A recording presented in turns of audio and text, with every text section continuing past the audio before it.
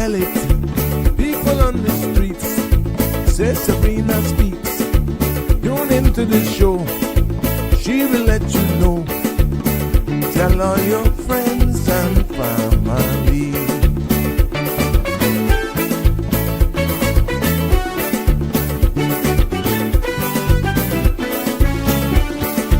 Real talk is no joke. You get the news straight up from grassroots and concerns. You will hear some people gone.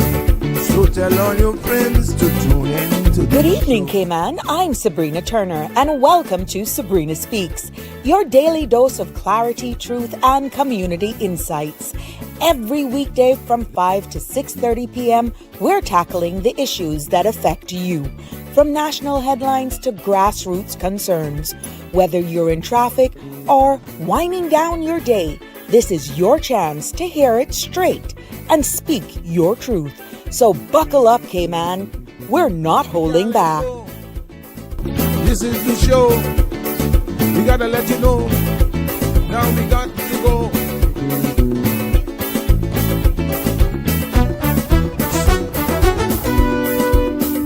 And now here's Sabrina.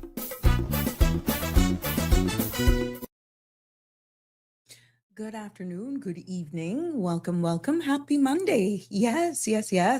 To our Sabrina Speaks family near and far. It's good to be back with you. And welcome to another episode of Sabrina Speaks. Voices of the Islands, conversations for the world, and the podcast where voices rise, stories unfold, and inspiration takes center stage.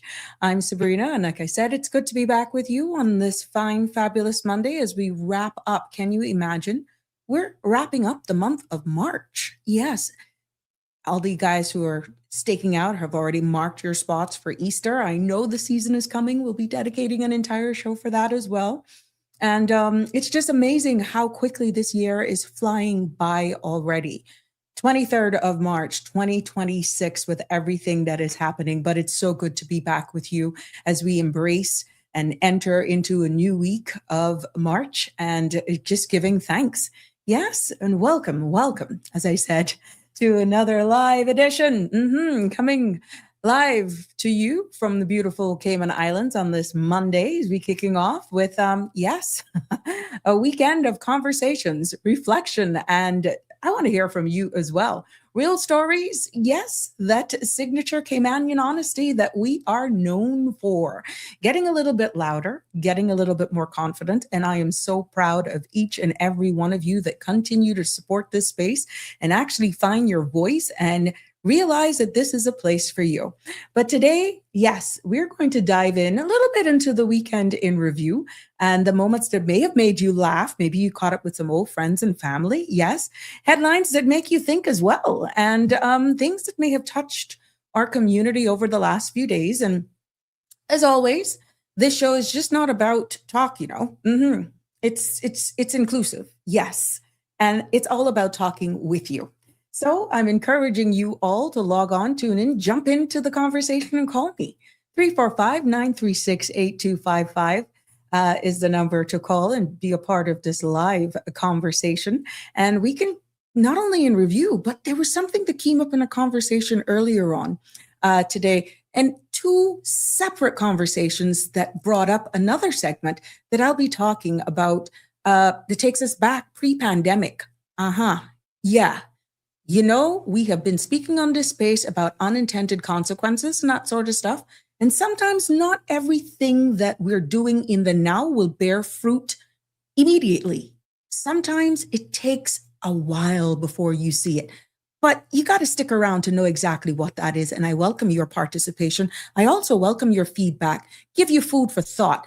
But it was so prominent in the conversations that I had today that it's warranted bringing it up on this episode. But please remember, the content you're about to hear, including any discussions or opinions from myself, guests, and or participants, is intended solely for general, informational, and entertainment purposes. It's not a substitute for professional, legal, medical, or financial advice. So I encourage you to consult with a qualified professional regarding any specific concerns. Bridge Media Limited and all its affiliates disclaims all liability for any decisions or actions taken in reliance on the information presented. Yes, yes, yes. I see you all coming in. It's so good to see you. And I always love when you comment. Of course, share your thoughts below. Let me know exactly where you're watching from. Hey, Gladys. Long Island, New York in the house today. Good to have you. North Carolina as well is in the house. I'll give you your segment, but let's take a quick look at our weather, because I know some of you all up there in New York and wherever else, you wishing you had this kind of weather. But you know what? Before we get into this evening's weather forecast, we want to take a moment to acknowledge World Meteorological Day 2026. Yeah, today they're celebrating that around the world. And it's a day that pretty much celebrates science and people who help communities inform and prepare. And here in the Cayman Islands, we're being a part of it. And we want to just say, you know, we're especially grateful to our dedicated team over there at the Cayman Islands National Weather Service for all of their expertise, their vigilance, their round-the-clock monitoring, play a critical role in our safety here in the Cayman Islands, and especially during so severe weather and hurricane season that is coming up very quickly. We want to say thank you from all of us here on the Sabrina Speaks platform for all you do. This day is recognizing your skills, your passion, your joy for keeping us, and Mr. Tippett and everybody up there, your team. Congratulations. We wish you all the best, and we thank you for your service. Yes, yes, yes. So with that appreciation in mind, let's take a look at tonight's forecast for the Cayman Islands. Compliments of our friends over there at the Cayman Islands National Weather Service. Yes, yes, yes. We can see where, let me just pull it up here. Let me get this. There is going to be the forecast for tonight. Here we go. The synopsis calls for moderate to fresh winds, along with moderate to rough seas are expected across the Cayman areas for the next 24 hours, as a high pressure system remains dominant over the Gulf of Mexico and Western Atlantic Ocean. Now, a small craft advisory remains in effect, and radar imagery shows some showers to the south of Grand Cayman. The forecast for tonight is calling for partly cloudy skies with a 20% chance of showers. Temperatures will fall near the mid-70s, and winds will be northeast 10 to 15 knots. Now, seas will be moderate to rough with wave heights of 4 to 6 feet. And tomorrow's forecast calls for partly cloudy skies with 20% chance of showers. Now, temperatures will rise near the mid-80s, with winds will be northeast 10 to 15 knots with higher gusts. Seas will be moderate to rough with wave heights of 4 to 6 feet, and a small craft advisory will remain in effect. There will be a low tide at 6:59 and a high tide at 2:05 a.m. The sun will set this evening at 6:36, and sun will rise tomorrow morning at 6:26. Now, the outlook is calling for similar weather conditions through Tuesday evening. Can you imagine? Look how time flies. We're all forecasting it straight up to the end of the week already. Yeah. How y'all doing? Welcome, welcome, one and all. Now, guess what? It's time for your evening news that's made it to the Sabrina Speaks segment. And again, thank you for your feedback. I try to find news that's not repetitive, but you know, if it's worthwhile repeating, why not?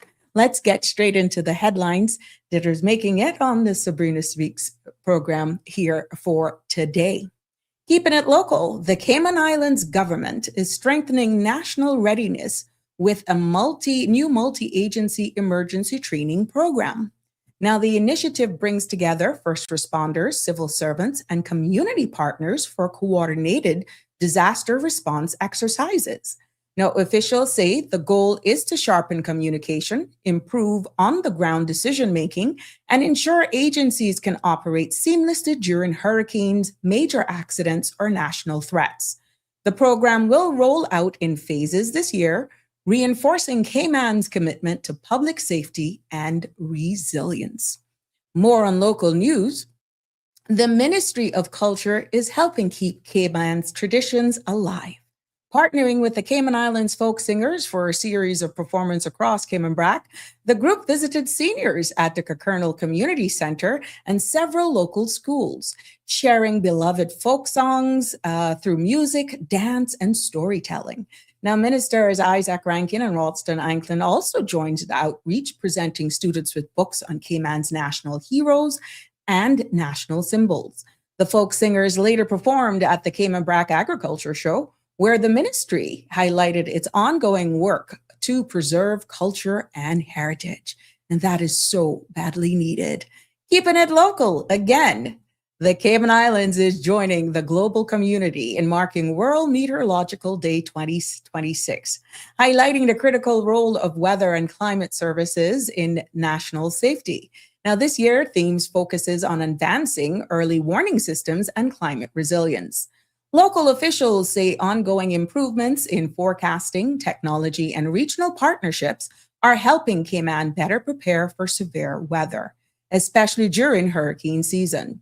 Now, the day also recognizes the work of the Cayman Islands National Weather Service and its contribution to public awareness and preparedness.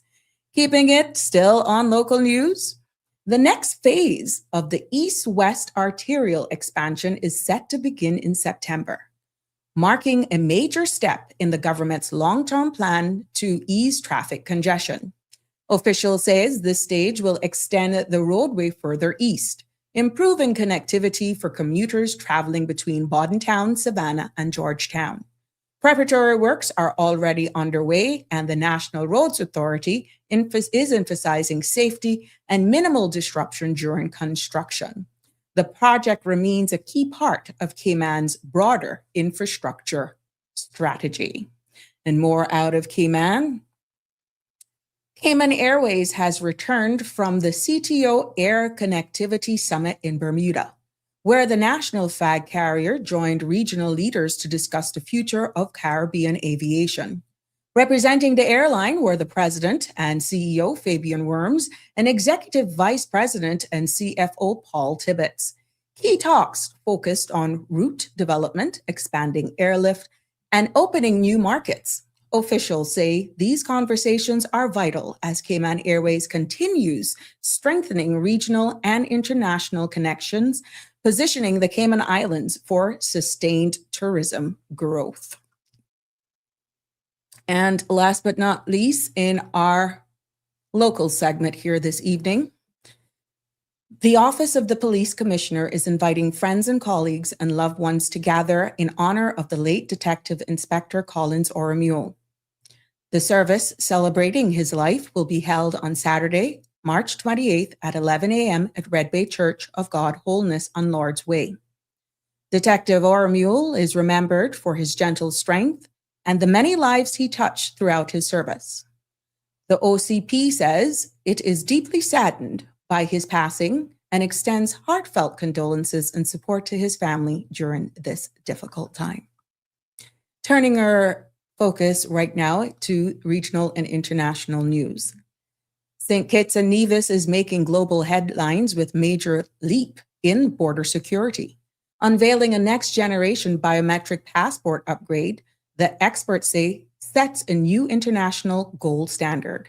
The enhanced system features advanced identity verification technology designed to strengthen national security, protect against fraud, and streamline travel for citizens.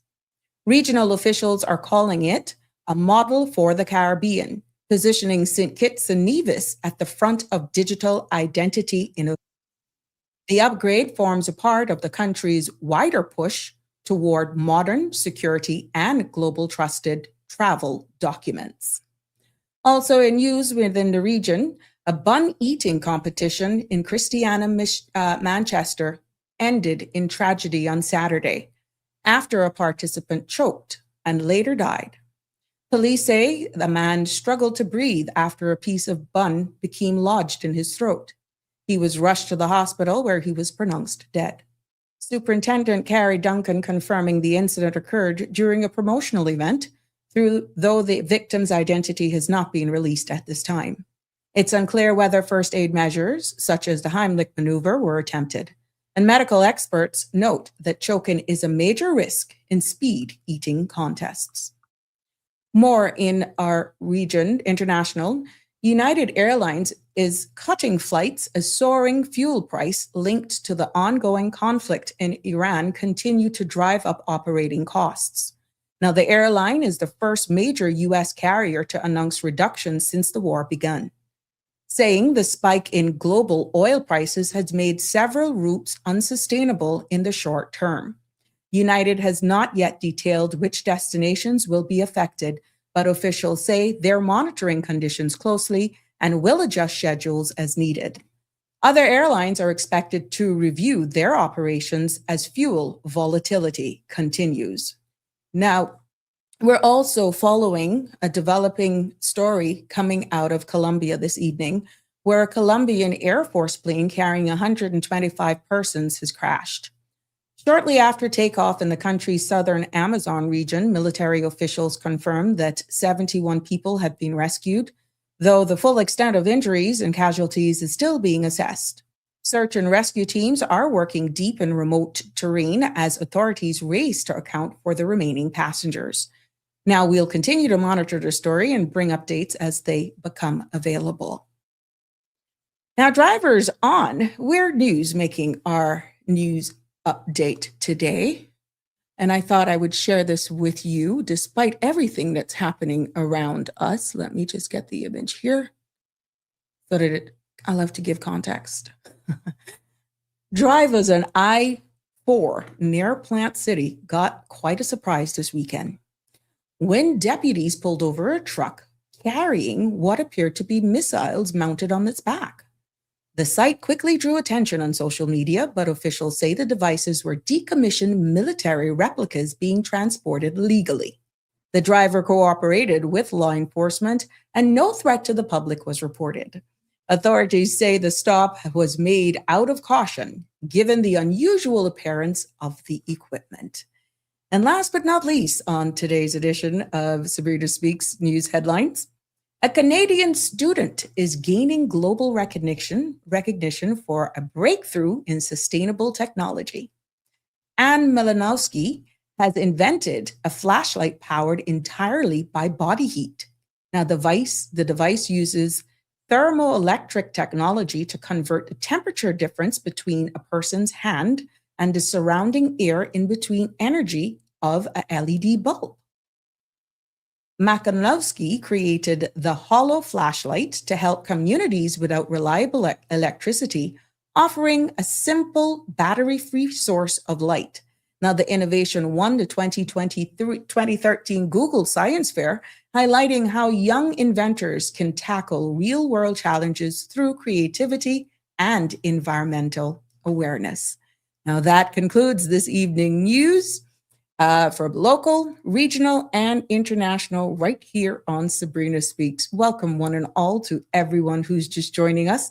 And if you are just here for the first time, 345-936-8255 is the number to call in and be a part of this lively discussion. Welcome to you. And we love for you to like, share, follow, and subscribe so you don't miss another episode. But you know what? Tell your friends we're live here on Sabrina Speaks. Connie Bonnie's in the house. Good afternoon. How are you, my sweet? Hope you had a wonderful weekend. Did you go and take up Red Sky at night? How was that for you? Share your comments if you saw friends out there this weekend. Did you have a good time? Want to know what it's like? Yeah. I'm getting some images back. Personally, I didn't make it out. Nope. But I'm hearing and I'm seeing based on some pictures that were shared that people had a whale of a time. Good for you all that went out there. There's so much going on this weekend between that and the agriculture show in the BRAC. Oh my gosh, what a busy, busy weekend as we ease on into the Easter festivities as well. Yep. Hey, Andrew, how you doing? Good evening to you, my friend. I want to share this one with you. Yeah, the summer intern program. You got to be aware of this. The application process for this ends on the 31st of March. So for any young person, the Cayman Islands government summer internship program is going to be the deadline to apply for that. If you want to see what it's like working for a government, you want to give a chance to that, please, please, please.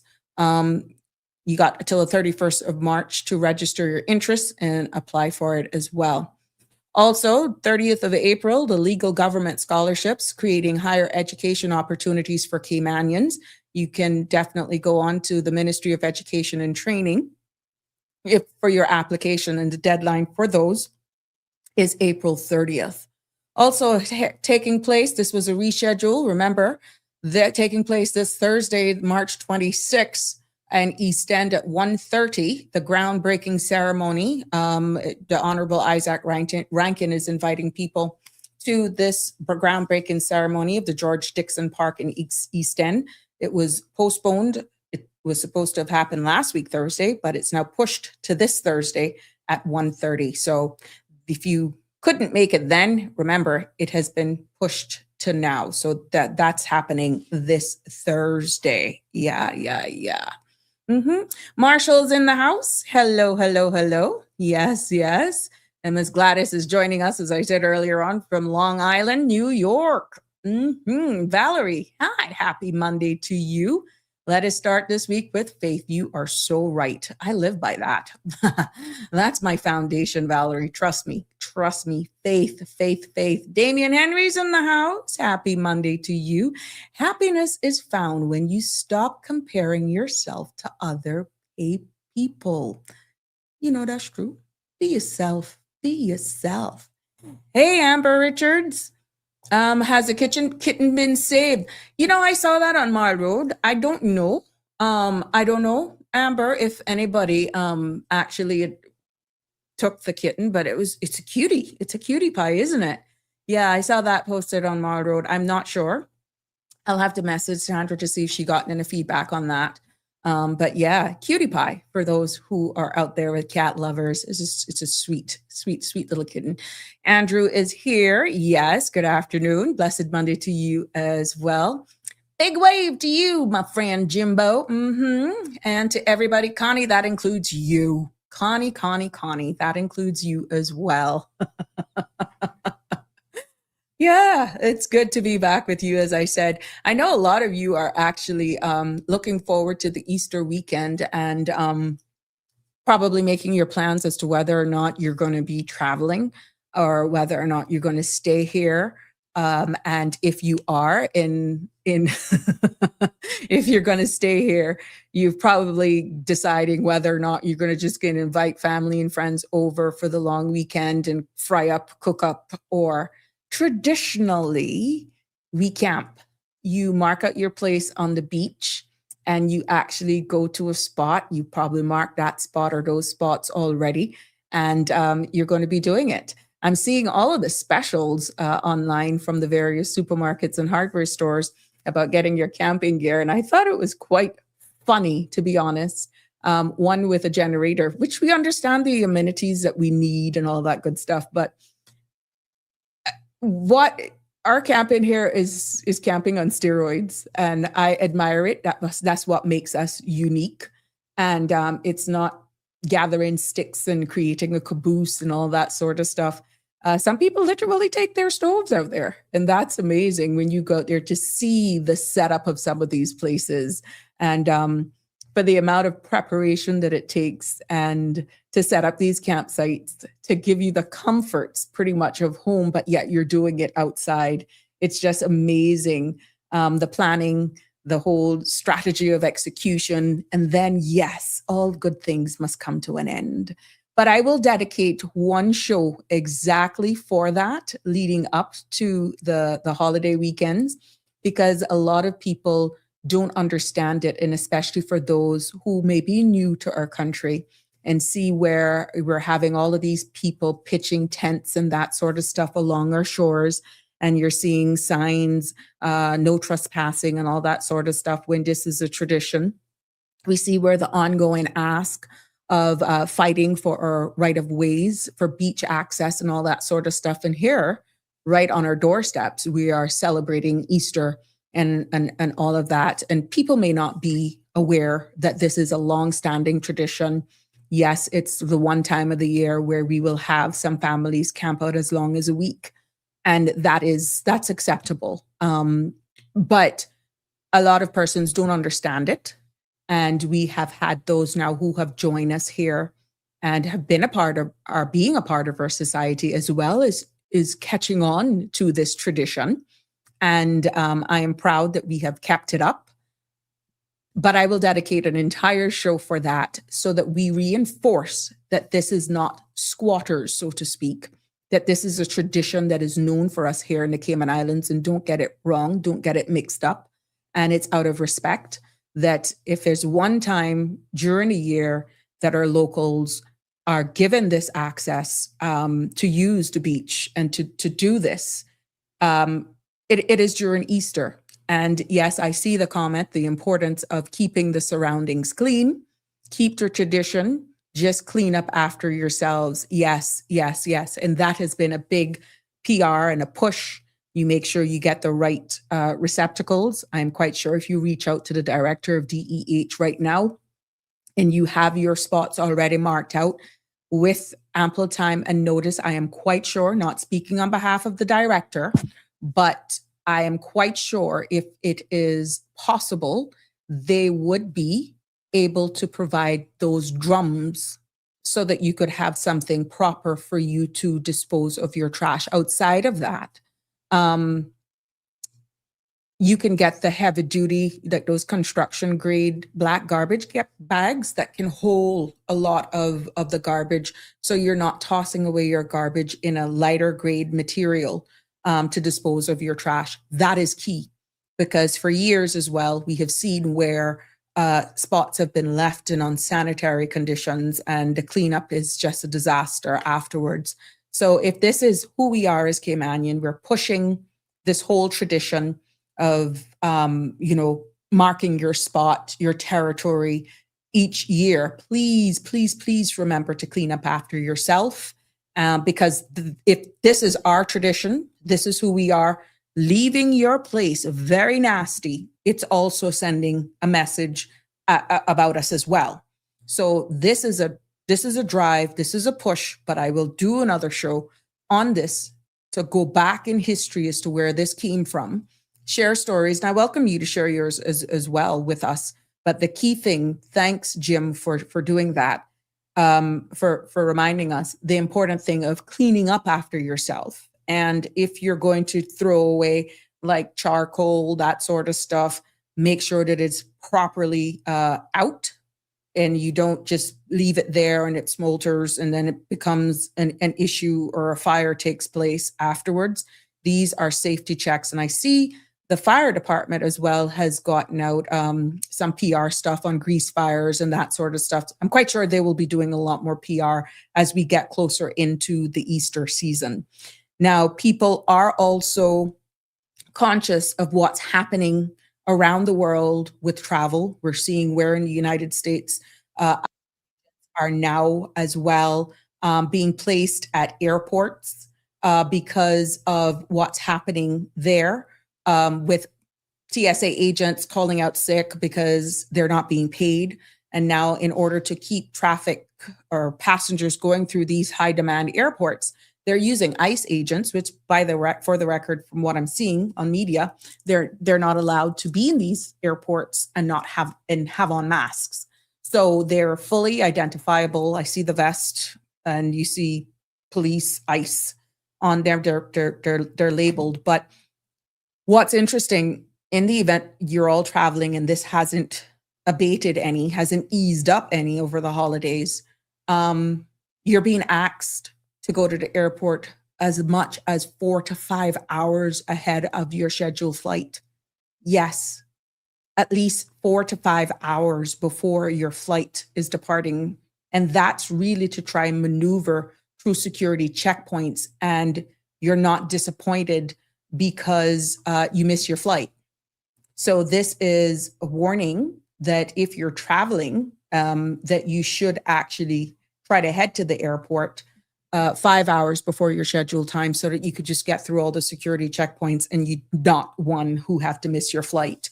So these are Key things as well that you need to keep in mind if you're going to travel this holiday, and also be aware that of what's happening. You don't want to end up going on a nice holiday and getting stuck for whatever reason. So these are all the things now that you should be thinking of if you're going to be traveling. Yeah. But for those of us who are for those of you just joining, love seeing this happening during the Easter weekend, says Jimbo. Yes, I like it too. I'm not a camper. I'm going to be very honest with you. I'm not one that likes to leave the comforts of my home to go in the bush, to sleep in a tent if I don't have to. I would prefer to visit friends and family. I would prefer to go and play some dominoes, find a hammock. But for me to say, just go out for 4 days and sleep, I never did well at all when it came, not even as a child. Yeah. Thank you, my friend. I got some information that are coming out here. Hold on, let me try to see if I can get this. A WhatsApper is just sharing with me, and this is what I love about this space. Thank you very much. How are you? Hope you had a good weekend, my friend. Headlines coming out of the US. A measles outbreak in Florida is simmering, but we know almost nothing about it. We want to investigate. Oh, this is a headline news about measles outbreak. We're seeing, yeah. All right, I'll look into that and cover that. Thank you for sharing that headlines with me. Should you see anything else that's also interesting, by all means, share it with me. I'll definitely cover it. Hey, Donnie, how you doing? Are you looking forward to the Easter? Are you going to be here or are you going away? Are you going to crash somebody's campsite and eat their fish and fritters? Thank you very much. I hope you had a good weekend. But yeah, it's good to be back with you. So we're going to do an entire show on Easter coming up, right? Hint, hint. And we're going to do it Sabrina's style. We could do it our way because you guys make it all worthwhile. But you know, I was having a conversation today, and at the end of the day, something came up in the conversation that jolted me. I could be honest with you.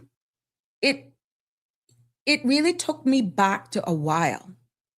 And you know, something that stays with you, but then it sparks up in a conversation that it was unsolicited. It just came up. Not loud, not dramatic at all. Just one of those quiet truths that kind of makes you pause. And in two separate conversations, it really made me think.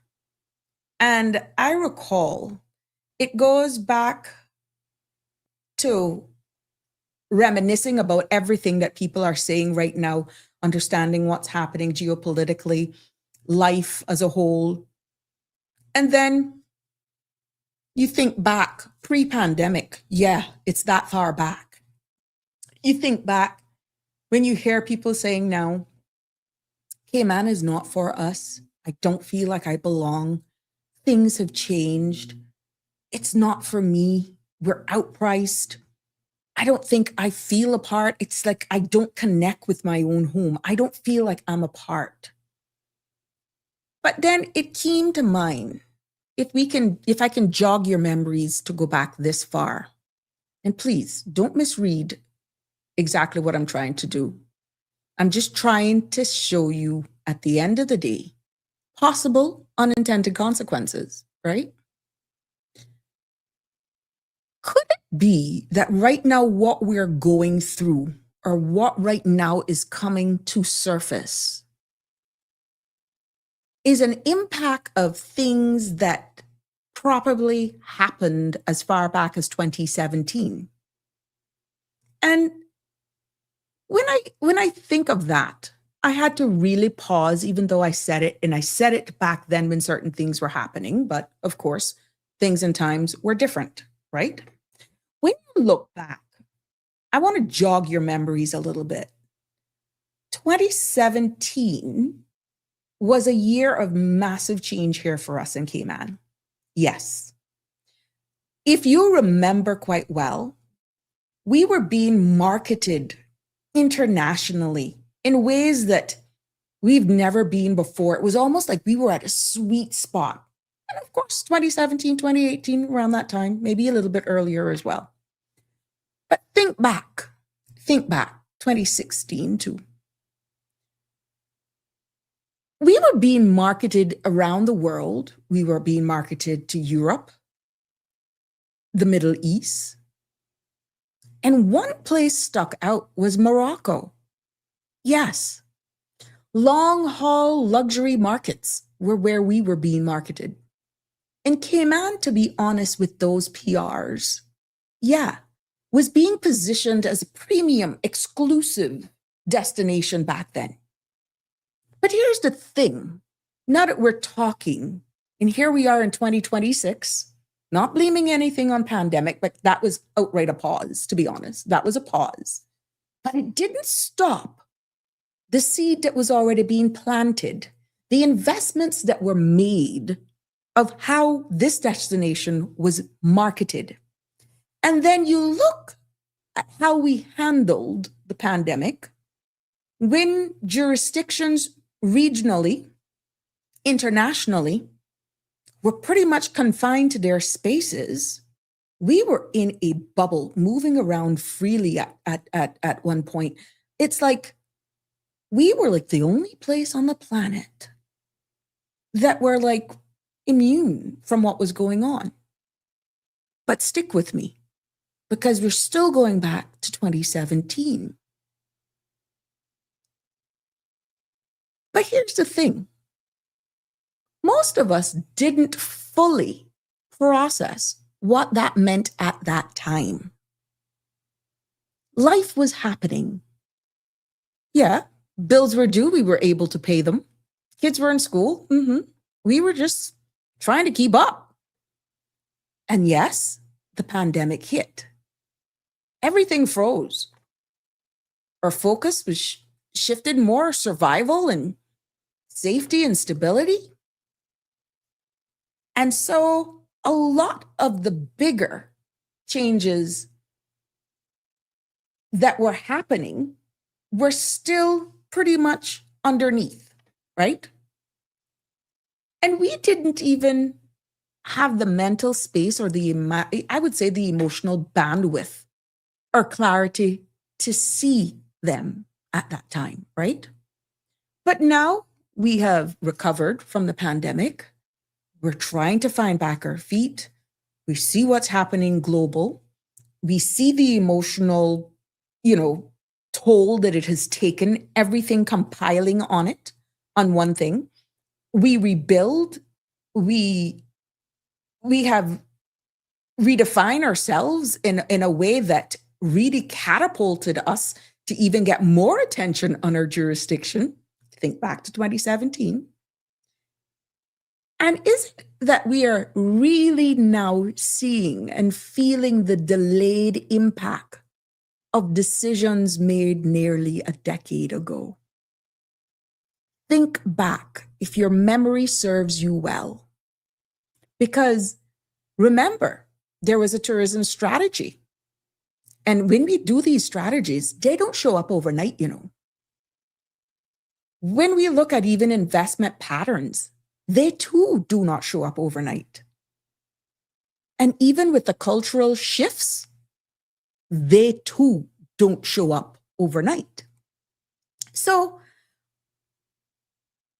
as I spoke and we exchanged, these things, bottom line, takes years, sometimes 5, 7, 10, before you see the full effect. Yeah? And that it will reach your people, your society, your quality of life. And now we're in 2026. And many of us are saying exactly what I said before. I don't feel part of my own home. I don't even recognize Cayman that I grew up in. How much times have you heard that? You're seeing the infrastructure that we're putting in, not telling you that we're not needing it. Yes, we do. We need it. We've heard our own say, I feel like this country is changing. Oh my gosh, I blinked and it has just changed right before me. So I welcome your participation, you to weigh in on this. And I want to at least try to open the conversation up to you. Please don't misread it. We're not to blame, not to divide, and definitely it is all about trying to understand, trying to comprehend, and trying to link it. Because we say unintended consequences, residual impact, residual effect. But maybe I thought that this is coming to bear fruit in 2026, given the fact that the world went through a pandemic as well. But it didn't change what was already started. And hence the question, do you think Cayman is only now feeling the long-term effects of that 2017 push?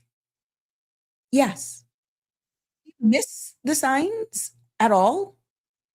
Because to be honest with you, life is moving fast and it's waiting on no one. And yes, the pandemic distracted us from the deeper shifts that's happening beneath the surface. Yeah. But most importantly, are we finally waking up to the impact of growth that we didn't always saw inclusive of everyone? Let me bring it home to reality. When you are marketing a jurisdiction like ours, in places like Morocco, for example, that type of personnel clientele is not going to be your typical Joe that visits the mom and pops along Marriage Street and Shedden Road. Just let me be real. Just let me be real, okay? Did we get it wrong at that time? Maybe the pandemic slowed it down. But then may that have sparked new investors that are here now and investing in things that we ourselves as degular people did not even realize we attracted because of the way we were marketed and where we were being marketed as far back as 2017. Remember, there is no laws that stops any foreign investor coming here, investing in property, doing business as long as they meet their credentials and the requirements. Partnership, maybe an LCCL, we don't know. We would have to go into that. But this came about, and that's why it's a part of today's segment. It came about because I wanted to jog your memory. If you all remember that. These are not people and their cultures, and I got some stats as well, that would be hiring your typical domestic helper.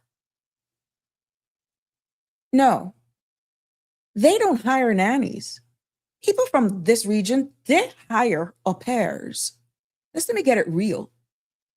And as an example is shared with me today, they're not going to walk into your typical salon. They're going to want that blow drying service in their suite. Yeah. Did we miss it? Did we miss something back then because we were all going along our merry way? And in us actually moving at that pace, we didn't realize how much of our population would have been excluded from that and those types of individuals within that sphere of where we were marketing. It's a high-end, luxurious clientele over there. But does it truly align with who we are that wouldn't disenfranchise or marginalize a larger portion of our society than we even envisioned? Yeah. And this is why some of the questions are coming out. Who is or was Cayman built for? Yeah. Yes. When you look back, and for you to just put it into perspective, back in 2017, and I pulled up some stats here, we were overseas marketing this country like you would not believe. Yes, as I said, places like Morocco, go and Google it yourself. These are high-end destinations. And at the same time, our tourism numbers at that time, not seeing the true effects of results from it as yet, the tourism hit record numbers then as well. Yes. 418,403 stay-over visitors from one of my sites that I got stats from visited Cayman in 2017. 419,000 stay over. That's not cruise. 2017, the highest ever recorded at that time. 419,000 stay over tourists. And then cruise arrivals at that time also hit 1.7 million visitors. Please bear in mind, I'm going back in history of 2017. It was a boom year for us, and one that we were proud of. But it was also a turning point for the Cayman Islands. Yes, because while we were being promoted over in that part of the world as a luxury paradise, many of our very own Caymanians were asking the same question that we're asking now today. But who are we building all of this for? You saw the boom. Where do I fit in this new version of Cayman that's basically changing before our eyes, right? And even some were asking, are we a part of the story? So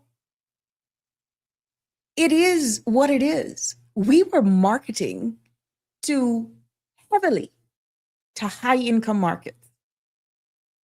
And with stay-over arrivals growing by 8.55% over 2016.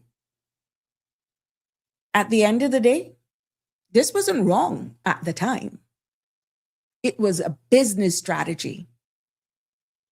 But would you say that this strategy possibly had consequences that we never foresee coming, that it would have actually put a bunch of our society, a big sector of our society, on the back foot? What would you think about that? Do you remember when we started feeling different? That's the question that I want to ask you. Like, really, really, do you remember? I know there's a blur after the pandemic, but can you think back when we really heard that come out of our mouths a little bit more? When did Cayman really started feeling different? Pause on the pandemic. I'm just trying to see if I can jog your memory. Did you feel included in the growth at that time? Or did it feel like it was happening around you and you just couldn't? I want to jog your memories. I want to jog your memories there. Because when I look back and the information that I found, it started in and around 16 to 18. And then what slowed it down was really the pandemic. But it didn't mean that the seeds weren't already sowed there. You understand? Because we were still started, it just froze for a little bit because all of this preparatory work had already started in 2016, 2017. Yeah. So I'm feeling, based on the whole conversation, that we took a different turn, that not everyone was included, even though it was probably all good intentions.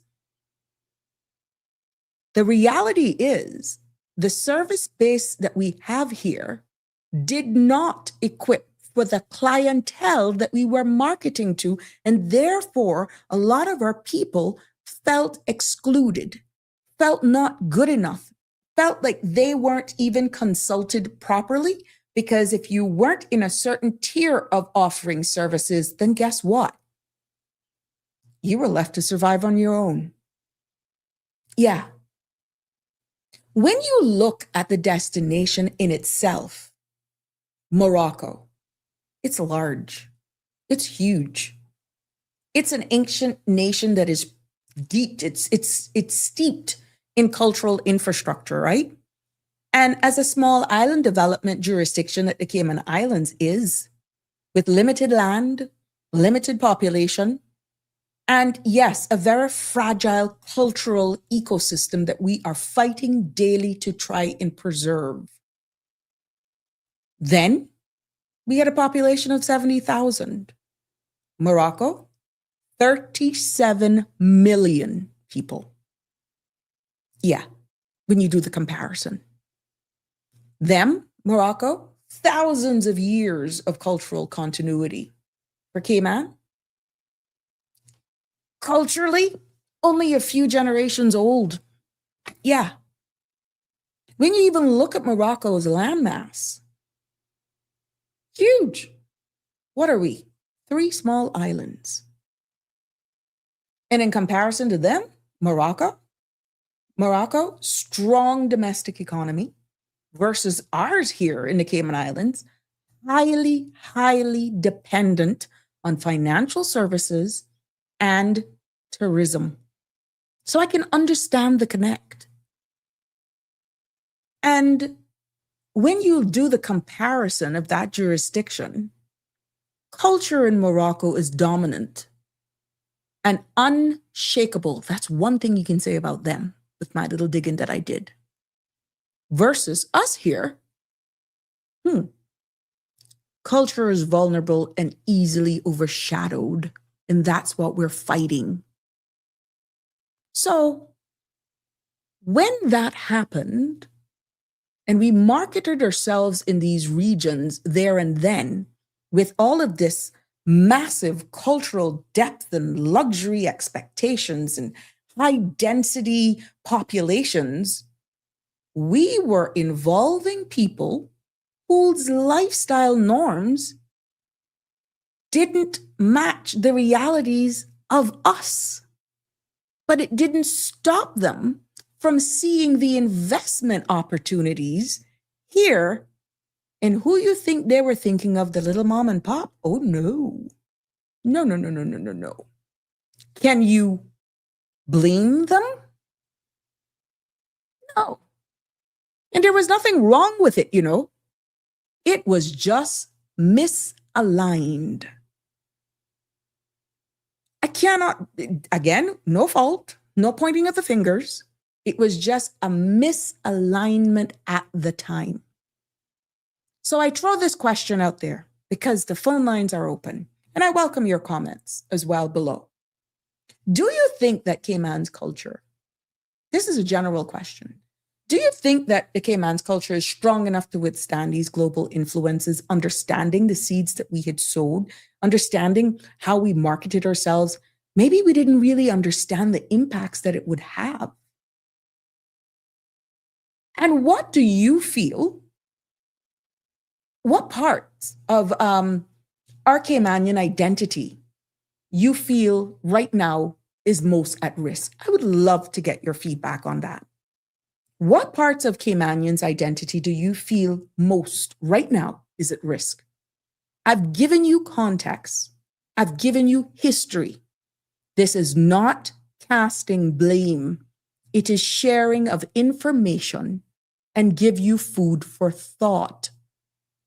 That possibly there is a real possibility that the disconnect our people are feeling in 2026 started back as far back as you can literally identify it, or become more pronounced, more prominent in 2017 when we were being marketed as a very, very luxurious destination in the Caribbean, and this is our financial market, this is how we look, and all of that sort of stuff, not realizing the unintended consequences it would have to the everyday people who we admit small, medium-sized businesses are the backbone of the economy.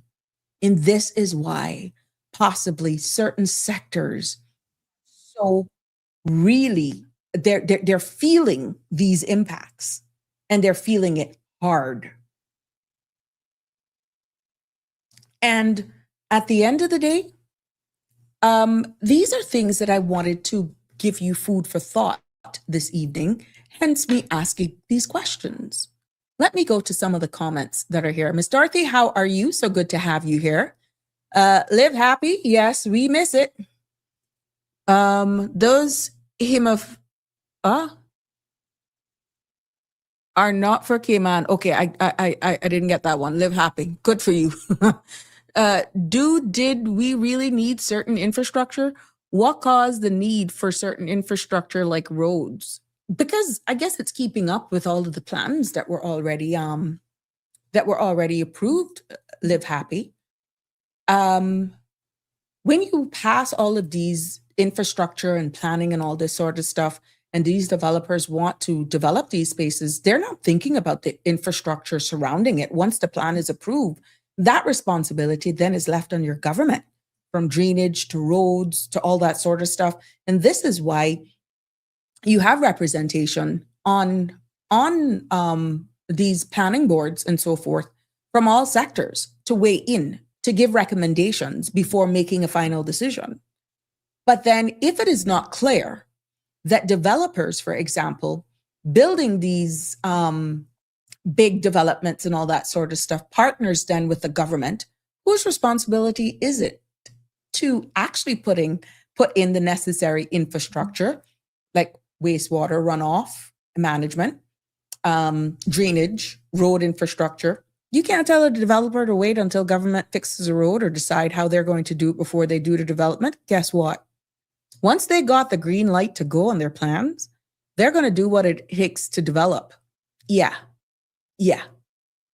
So should we be looking at land legislation a little differently then? And then maybe there's a private-public partnership, or should it just be born solely on the developers to put in certain infrastructure? That's another question.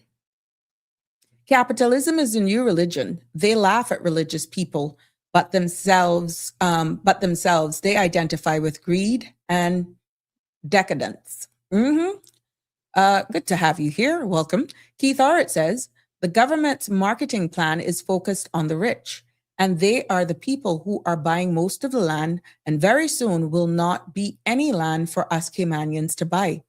And this is why I went back with a little bit of history, Keith Orrick, to be honest with you. And thank you for your comment, because I wanted to jog our memories to see that. I said it more than once there and then,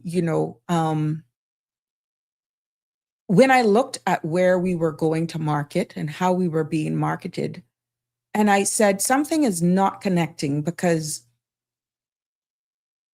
of the very standard in which those people were looking. And not to say that we're a lower standard, but exactly what we're feeling today is why I think my mind went there.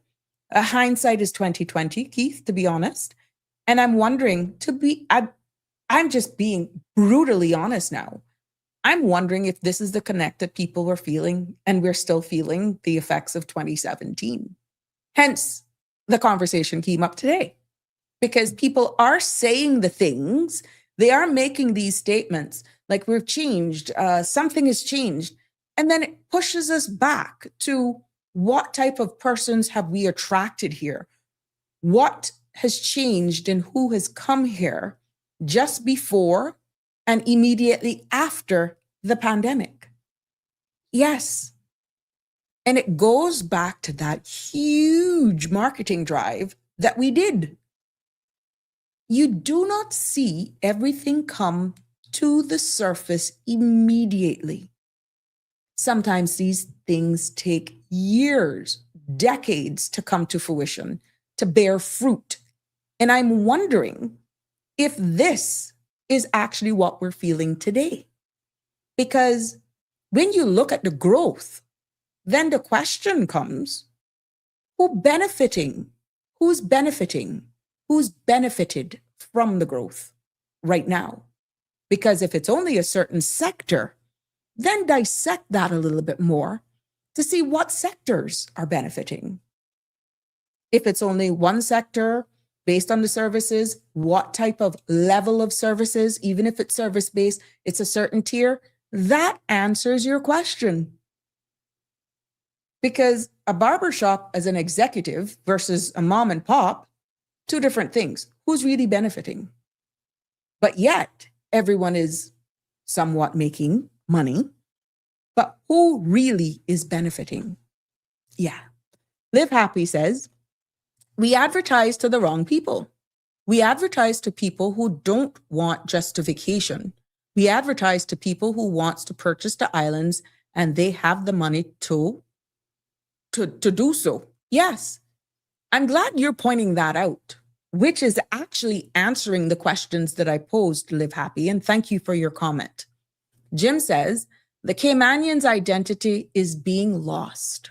What can we do to keep it? Where do we start? Because if we're feeling in 2026 the impacts of, let's say, a campaign of 2017, how can we identify these things a little quicker and slow it down, change trajectory, instead of just making it unfold for whatever deep down in our guts is telling us something is not right? Because when we compare then versus now, of course, with everything that's happening geopolitically right now, the 2017 boom was driven mostly, at that time, listen to me, the 2017 boom was mostly driven by the US and Canadian visitors at the time. With, based on this that I got, with growth rates of 13.44% and 6.37% respectively. So if that was driven mostly by the US and Canada in 2017, COVID came. Here we have now how much government since then, and now this present government in US, global, you see the leaders. At the end of the day, many have changed, but it still doesn't answer or change or steer who we attracted here from 2017 because of where we were marketing. And at the time, our marketing strategy leaned heavily, if you doubt me, go back and look at it for yourself, towards luxury tourism. And that, my friends, tends to benefit larger hotels, high-end restaurants, international brands. And guess what comes along with that, my friend that called in on Friday? Foreign-owned tour operators. Yes. So you see where it's coming all around? And you see, just from what I shared with you, why certain sectors, even though we're booming, not everyone is benefiting from the boom, so to speak. So where then are the mom and pop shops? Yeah. The local artisans as well. Yeah. And even those Caymanian owned guest house, because remember now, Airbnb popped into the market as well. Yeah. Those small food vendors, where are they in all of this? And even cultural performers, you're more looked at as entertainment more than really appreciating our culture. That's a form of entertainment because of how we were marketed. Let me repeat. It may not have been this type of consequence that we were looking for, but it's definitely become a reality that it isn't in favor of everyone right now. Yes.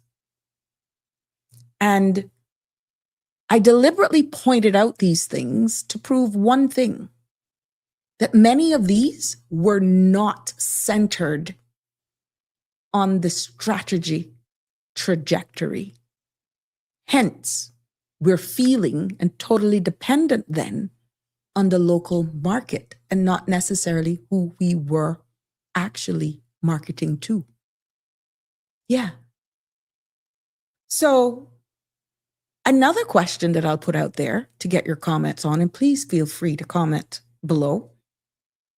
And if you want to call in and weigh in, of course, 345-936-8255. Did small Caymanian benefits really benefited from this tourism boom? What's your thought on that? Remember, I'm jogging you for something of 2017. Yeah. What's your take on that? When Jesus Christ will come back, reclaiming his kingdom, all our money and assets will be useless. You're quite right. But until then, he says we help those who help themselves as well, and we got to survive. Live Happy says the best advertisement is being low key.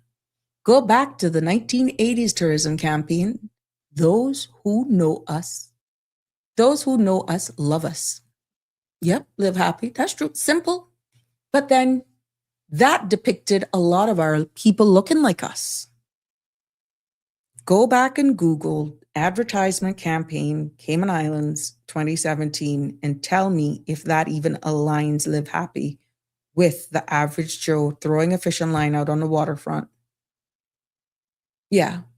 And a big pot of fried goggle eyes, if you can even get them, or a nice plate of turtle stew with pink potato salad, and even our folk singers. Try to do the comparison of the campaigns that aligns with who we are, what we look like, feel like us versus then, because of the type of persons we were marketing. Not to say that we are not making ourselves attracted to all networks of people, but you have to be honest with yourself when you go into a certain market that their cultures should feel similar to who we are. And I keep using this example. People from those regions of the world, they do not hire domestic helpers. They hire, especially if they have a young family, au pairs. Google it.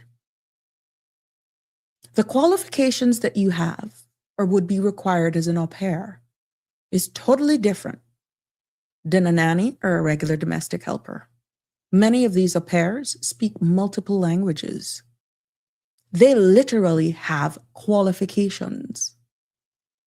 And I deliberately use that as an example to give you an idea, an example, not putting these people down, of the very type of individuals we were marketing to. Yes. Lisa, what percentage of the population is actually Caymanian? I stand to be corrected, but right now, Caymanian is in generational Caymanian without including Caymanian status holders. It's around 17% of our overall population. If you look at that population now, inclusive of those who have acquired Caymanian status, it's a little under 50% and growing. So it's a little difficult just to answer that straight up. So yeah, if you're just looking at Indigenous, our population nationally is really low. It's under the 20% right now, and I stand to be corrected, but I'm looking out for the latest stats from the ESO. And I'm hoping that the next one that they actually put out, if it's possible, that it will show Caymanian is Caymanian as the definition, but now we're actually fighting for immigration reform to have it identified who's generational, and there's a definition for that, and who is Caymanian by way of acquisition, citizenship, status through marriage, or just being here a length of time. So it is going to be very interesting once the data reveals itself, the true population. But the number that I'm hearing, Lisa, right now is about 17%. Good evening, caller. Welcome to Sabrina Speaks. You're live. What's on your mind? Good evening. I wasn't going to call in, but Why not? once you You're started, overdue. You and Dan is overdue. once you started to touch on real estate, that kind of got so biting. Mm-hmm. But just to go back to it, and I'm very familiar actually with the 27 campaign and the big push that we had for ultra high net worth individuals. I think is what it was reached at. So Right. I mean, we did so I think it was around then 16, 17, we intensified our marketing efforts, DOT, to attract ultra high net worth individuals, trying to kind of position ourselves and secure ourselves as a premier destination, not just for luxurious living, but for financial services. And particularly one that I didn't hear you speak about was exclusive real estate investment. Again, there are no restrictions in this country on foreign ownership. I did mention it, but not in great detail. I said there was nothing to stopping these people from coming to invest because we don't have anything that blocks them from investing. Fair enough. I think the strategy, like you said, albeit we may have not seen it or we don't think we've seen it, but it's been happening for a while, slowly but surely. It's been trickling in, and what they talk about one cocoa for a basket. The strategy succeeded. It attracted the necessary significant foreign capital that it needed, but it also produced a significant amount of unintended consequences, particularly, in my opinion, in the real estate market. And like you said, more broader the cultural landscape. I think from an economic perspective, real estate market operators, just on the principle of supply and demand, benefited, but the influx of, let's just say, high net worth individuals and ultra high net worth individuals, buyers, these persons were primarily purchasing high-end property and super luxurious properties. But that has also driven the demand for those things up significantly, right? And although these purchases are concentrated in, I would say, from a real estate perspective, in the luxury department, I air quote department, the luxury sector of that thing, the impact of that is not isolated. And I think that that's where we have kind of missed the mark. Siobhan ain't buying the $12 million condo on Sad Mad Beach, so what are you worried about? He wasn't catering to her anyway, right? And although that may be the case, the rising cost of real estate, they create a ripple effect across the entire market. And Sabrina's house next door to me sells for $1 million. What do you think it's going to do to my $500,000 house? It's going to increase the value. Now that is good and bad. Developers are motivated by higher returns.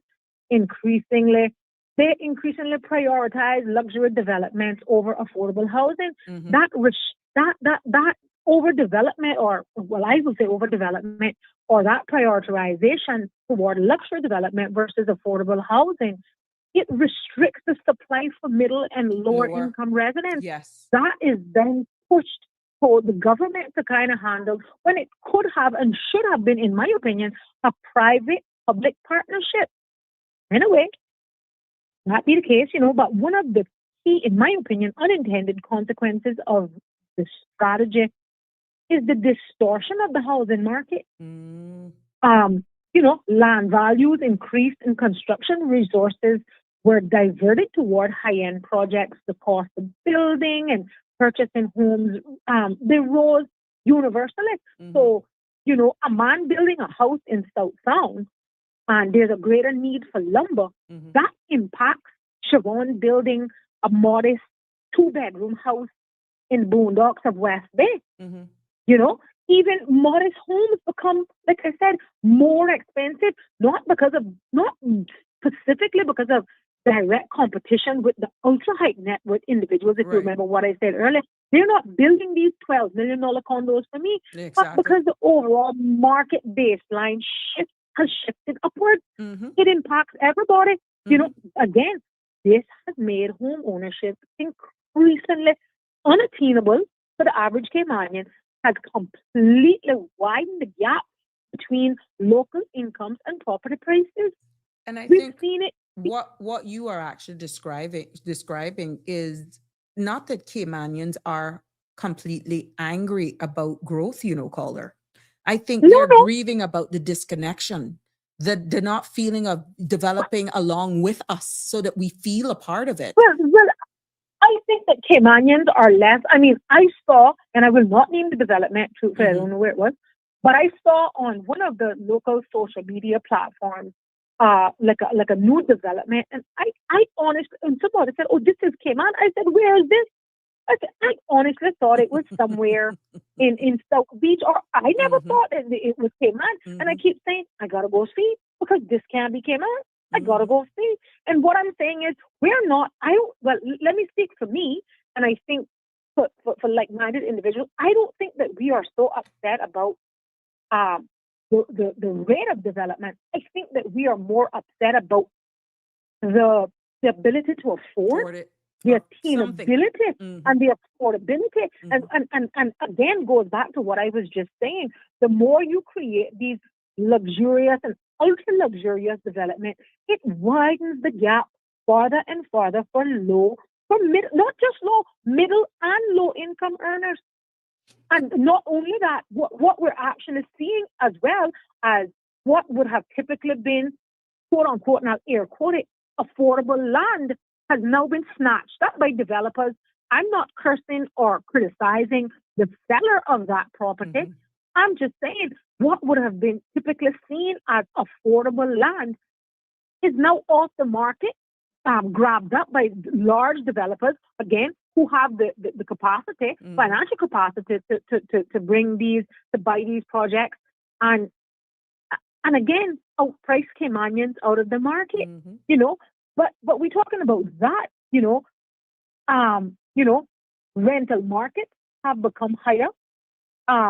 Higher property values translate to higher rent simply because if my property value goes up, my insurance Yeah. is going to go up. Yes. I'm going to pass that cost on. Many Caymanians are now forced to allocate much larger portions of their income to housing and everything that goes with it. And they're pushed farther away from central areas and kind of disrupting already, I would say, settled / established communities. And Mhm. now almost like gentrification situation, to Yeah. be honest, Because what you is know? happening, we continue to evolve, we continue to develop, we understand the balance in active, balance in income, and making your people still feel as though they're a part of it.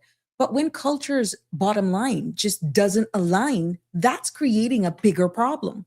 Well, but here we go. Culturally, another Misalignment. unintended Mhm. consequences is the gradual transformation of the island's identity. Yep. Yep. And that's what The we're fighting with. emphasis, Yes. so we're placing such a large emphasis on catering to global wealth.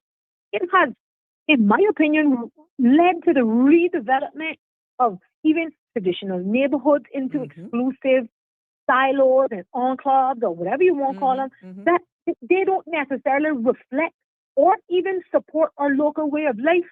Mhm.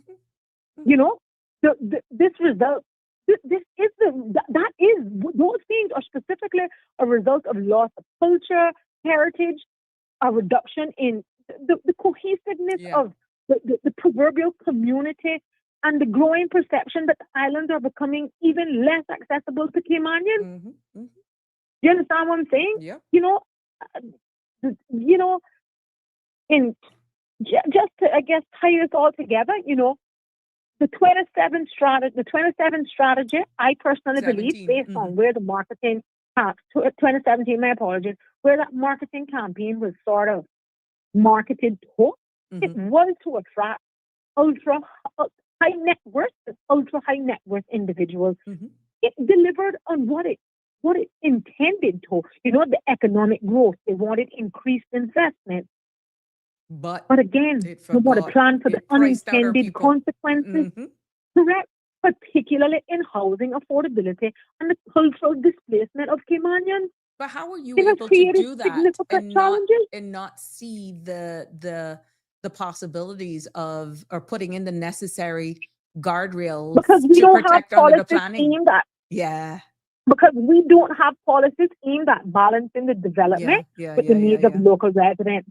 That effect is going to continue to get deeper and wider, and it's going to further distance the average Caymanian from our culture, Mhm. from our heritage, Mhm. and more important, home ownership.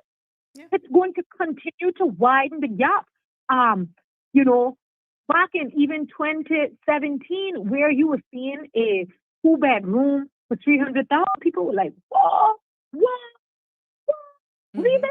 Now you're seeing a 1-bedroom for 429, and it's considered a steal. Yeah. Yes. Can you imagine? Mhm.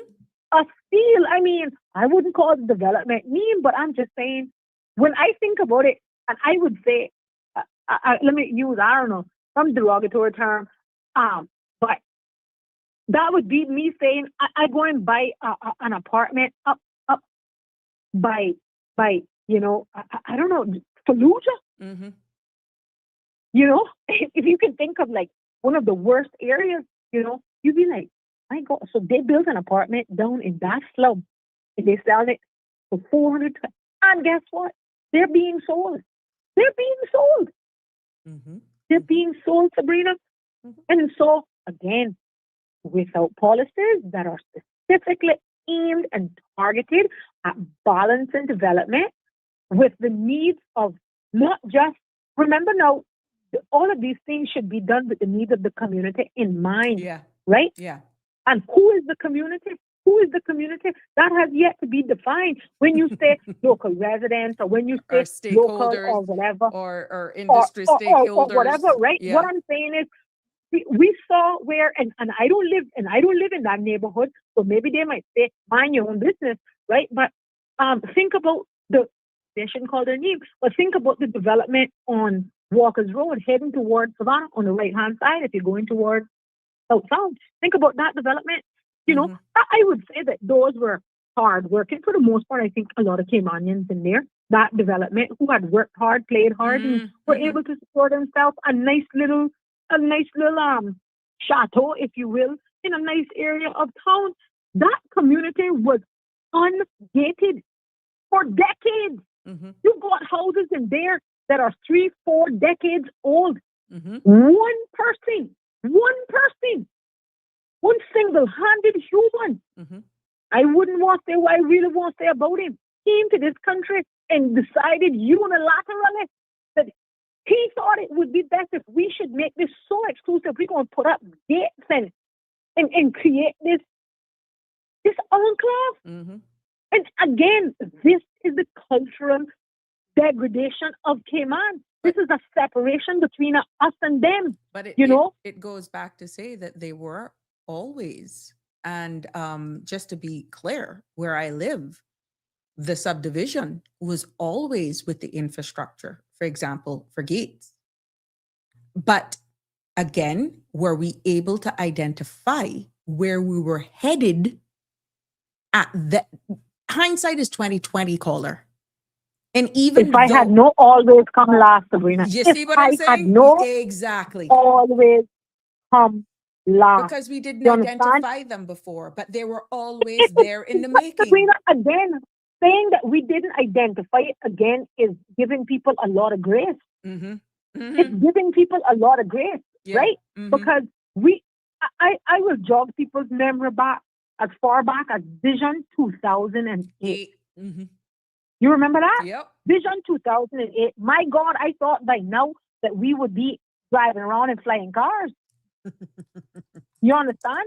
But Vision 2008, from my recollection, did not separate us from our culture, No. and it poised Caymanians to grow with this country. What we did with Vision 2008, what we did with it, shelved it and brought in something else. And Sabrina comes here with all of her money from God knows where, doing from God knows what, and she want to buy up half of Bordentown and a little bit of Frankstown, there's nothing to stop her. There's nothing to say, okay, Sabrina,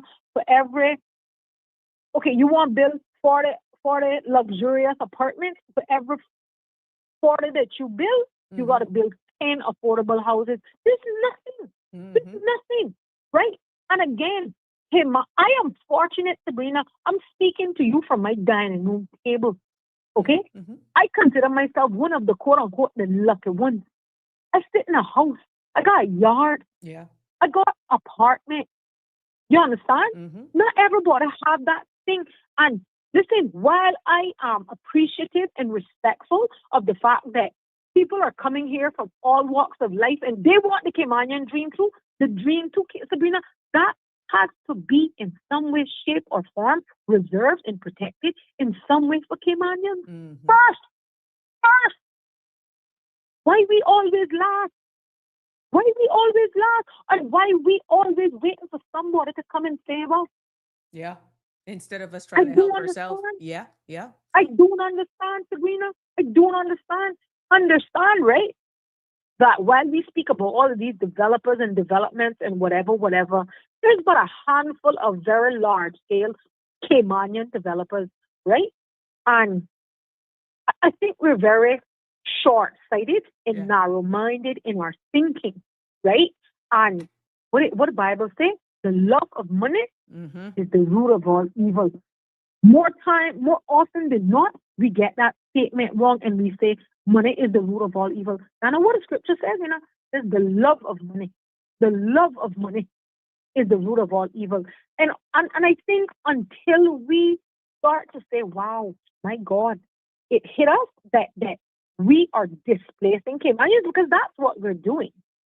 That we're displacing Caymanians, not only from the property, not only from the home ownership market, but also from the rental market. From the rental market. As population increases, supply and demand goes down. Or the supply goes down, the demand increases.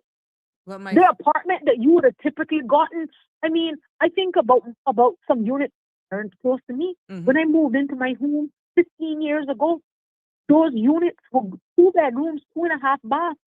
They were going for $1,500, and that was expensive then. That was seen as you live in a good area. I see a lot of people. Go ahead, finish. Now I see a 1 bedroom in a not so good side of town and where I live, $2,300, and I'm saying, what? But guess what? By the time you call the agent for it, guess what? It's gone. It's gone, right? And we got to realize with the globalization that we've done to Cayman and the urbanization that we've done to Cayman, we have attracted people from all walks of life. You mentioned Morocco, a country of 37 million. They used to live then in 2017. We're used to, but you got to realize that we're attracting people from countries that overpopulation is not new to them. Being priced out of housing markets are not new to them. Inaffordability, inaccessibility is not new to them. Is not new to them. So for them to have to get on the totem pole and wait, and again, these people are coming here and getting access to opportunities that Caymanians will never see in their wildest dreams. So home ownership is materialized and realized for them a lot sooner because of the opportunities that are available to them that simply are not available to Caymanians. Now, I have my own opinions on why those opportunities are not available to Caymanians, but I'll leave that for another day. But again, it's a ripple effect. It's a ripple effect. And you talk about unintended consequences. I wanted to share, because you brought up the Vision 2008, and that has come up a number of times here. And thanks to my assistant here, Mr. Google, it says Vision 2008 was the Cayman Islands' first major attempt at long-term people-driven national development plan. It was created between 1998 and 1999 and intended to guide the country through 1999 to 2008. It was built on exclusive public consultation, community participation, and shared desire to shape Cayman's future with intention rather than reaction. Now, what was interesting, what we actually what came up with this search is that what Vision 2008 aimed to have achieved: environmental protection, listen to this, social development, economic development, governance, and community. And then it broke it down under environmental protection: protecting the central mangrove wetland, establishing environmentally protected areas, strengthening coastal zone management, creating an environmental trust fund. And then social development side, it said strengthening support systems for children, youth, and the elderly, improving education to help every person reach their potential, and establishing a national youth policy. Under economic development, encouraging diversification beyond tourism and finance, supporting IT-driven business growth, and creating long-term growth management. And under governance and community, promoting transparency, encouraging community participation, and building a shared national identity. Now, hear what number 4 says. What happened to Vision 2008? Although the plan was completed and widely supported, it was never fully implemented. And the reasons why not is that no legislation to anchor the plan was ever established, shifting political priorities, lack of long-term continuity, limited institutional follow-through, and many of these ideas remain relevant today, but they're never excluded at the scale of envisioned, right? And when you look at that, my friend, that says a lot that we had this from then, because look, it took a massive community effort to do this, because what this research pulled out is that but then Sabrina, forget about the amount of time that it took to get it done. We just shelved it. I was a kid. I was in primary school when Vision 2008. And let me remind you, I remember I get goosebumps talking about it. I remember the logo, because let me tell you something. And I said, can you imagine when we get to 2008? I'm going to be out of high school. I'm going to be out of high school. I'm going to be out of university. Oh my God. Like, I just can't imagine. And to be here in 2025, and my people are worse off now than they were back in 1999, we have a problem, Sabrina. We have a problem. It said, look, Vision 2008 was one of the most participatory planning process in the Cayman Islands history. Began with island-wide district meetings in all 3 islands, included interviews, focus groups, and public polling. A 30-member planning team representing the community was appointed. 16 round tables were formed, each focused on national priority. Over 250 people worked for months to produce 230 action plans. Yes. Can you imagine? But yet there was never anything planned to anchor it. It's almost 20 years since 2008. It's almost 20 years since Vision 2008. And nobody speaks of it as if it didn't exist. It just passed us like a ship in the night. And it was kind of like, well, we're moving in this direction. The country is moving ahead without Caymanian, Sabrina. Without Caymanian. I'm sorry, this artificial growth in every sector is just that. It's just that, artificial growth. And at the end of the day, how can you say that you have succeeded as a country, as a nation, when your own people gonna leave their country to go to somebody else's country so that they can live? We're hearing that up to today. You got people moving here, hand over fist, from developing countries. What they say, we can't say third world no more. You got people here moving from developing countries and can somehow make it, and miss me with the argument about Caymanians are lazy and that we don't want to do this and that we don't want to do that. That's crap. That's crap. That's not true. That's not true. And they know that Caymanians are systemically being kept out of, pushed out of, and not being given opportunities in a lot of regard. In a lot of regard. I'm not saying that we're perfect and we completely blameless. That's not what I'm suggesting. But what I'm suggesting is that in a lot of instances, Sabrina, we are being willfully kept out, pushed out, and made to be disenfranchised. When you have to leave your house to go catch up in somebody else's house, how can you say that you have a successful household? How can you clean success? I don't understand? And again, we up till now, nobody not answered the question. Up till now, who are we developing for? Because I'm sorry, Sabrina that just moved here from Morocco with her 4 wives, 10 children, 99 house staff, and got $1 billion in the bank. I really don't care. I really don't care because Sabrina, guess what? When Sabrina come here with her 10 au pairs, that do help my local economy because she ain't hired no Caymanian. Exactly. She never hired no Caymanian to carry out none of them functions, and she outsourcing all of her work to Pakistan and India and the Philippines anyway. So how is that helping my local economy? All that person did was further disenfranchise a Caymanian from home ownership in their own country. I am sorry. That is unacceptable. Well, my love, we got That is a comment unacceptable. here for you. Many properties are placed directly in a rental pool. And Tartarian says, caller, you are right. You are right. You don't understand. You overstand. It's the lay Caymanians that stand under.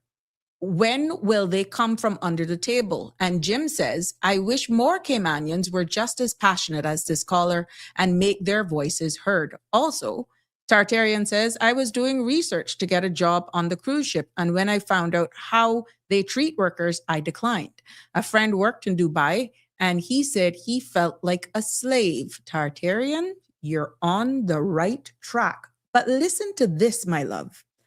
In the Google search of 2008, the question came up and the answer to it as well. Why Vision 2008 still matters today? Listen to this. Vision 2008 is important because it shows that Caymanians did articulate a long-term vision for sustainable development. The community wanted balance, growth, environmental protection, and cultural preservation.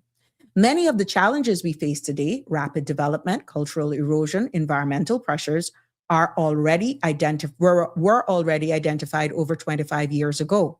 The absence of implementation created a gap between what Caymanians hoped for and what actually unfolded. In other words, Vision 2008 predicted many of these issues Caymanians are now experiencing. Caller, doesn't that sound exactly like what you have said in a nutshell? Yeah.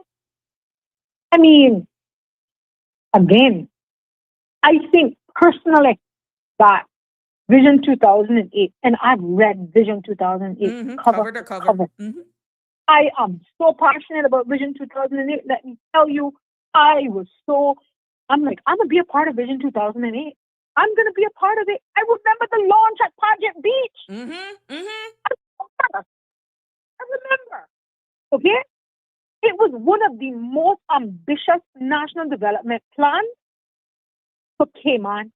It was, can you imagine one plan that was specifically and strategically aimed at balancing economic growth with environmental protection, the quality of life for Caymanians? It was the social stability.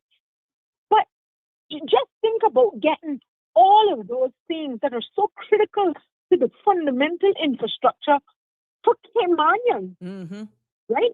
Under one umbrella, one ambit, with so many people. Just imagine it was the single most participated in. Yes. I mean, public participation. Correct.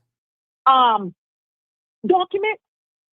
People actually went out and said, this is what we need. Caymanians went out and said, look, this is what we need. This is what we need. And you know why it failed? No political will. Full stop.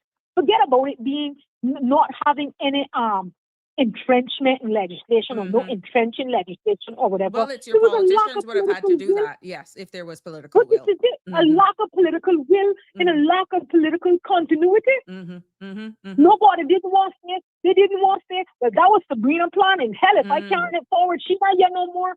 We gotta stop that. The mere fact that it was in history the most participated effort representing all of your people, it shouldn't matter which administrative continuity. It brought together every single concern that we had that would have addressed a lot of issues that we're struggling with now. Today. We're not talking about people killing out little baby fish on the reef. That was in there.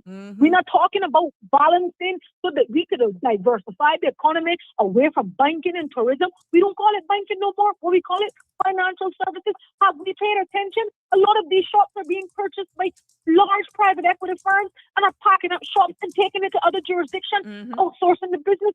There's not even a huge requirement or push for those things to remain in the island. Okay? Yeah. There's not even a huge push for that thing.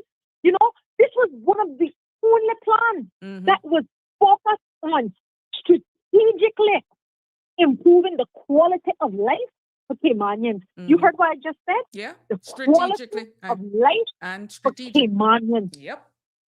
You understand what I'm saying? I There get was it. thought that went into how we are going to organically grow this country so that Caymanians were not put on the back burner, so that our quality of life would not be less. Correct. How is it in 2026 we worse off than 1999? How is it that home ownership back then seemed like a possibility with less money than you are in 2026 with more money? How so, Sabrina? Again, it failed. Long-term national plans require consistent support across change in You keep building administration. on it, even if administration to administration priorities No, come but this differently. I keep telling This you is now. the framework of But our this way, trajectory. yeah, but you got a government that would put down a pedestrian crossing, in front of the government house, but because that was put down by Sabrina party, the next party come dig it up because that was her party. And hell, if we got to go along with that, Miss the forest for you the understand trees. what I'm saying? I get what you say. Just no national consistent support. Andrew had a question. They abandoned complete key initiatives. Complete abandonment. Just True. throw your hand up in the air. It's true. Andrew has a question, and I can answer you, Andrew, because I pulled it up and you missed it, but I can break it down. Andrew's question, caller, was the major ground transportation plan also a part of that?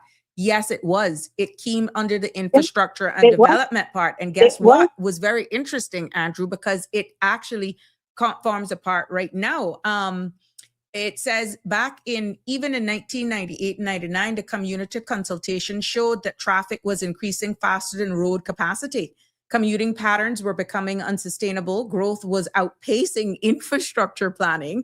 And Vision 2008 warned that without long-term planning, Cayman would face major congestion issues, which is exactly what we're experiencing today. Listen. Oh my God. One of the primary reasons, like I said, that Vision 2008 failed was a lack of sustained political continuity and commitment. Because we're terrible at following through. We're terrible. Okay? Long-term plans. You hear everybody talking about their 5-year plan, their 10-year plan. Long-term national plans, because that's what this was. It requires a consistent approach, even across change in administration. We saw that when, I believe it was the progressive government, just before they were leaving out, they gave themselves a salary raise. I bet you no administration that came behind them said, you know what, that wasn't a good idea. Let's put it back down. I bet you they didn't do that. True. They didn't do that. Again, shifts in political priorities lead to an uneven implementation, and in some cases, like I said, abandonment of key initiatives. Vision 2008 being a prime example, with no accountability mechanism or clear enforcement. A lot of the plan's objectives remain, what they say, what my dad always talk about, promising young men. They remain aspirational. Nothing you can action, just aspiration.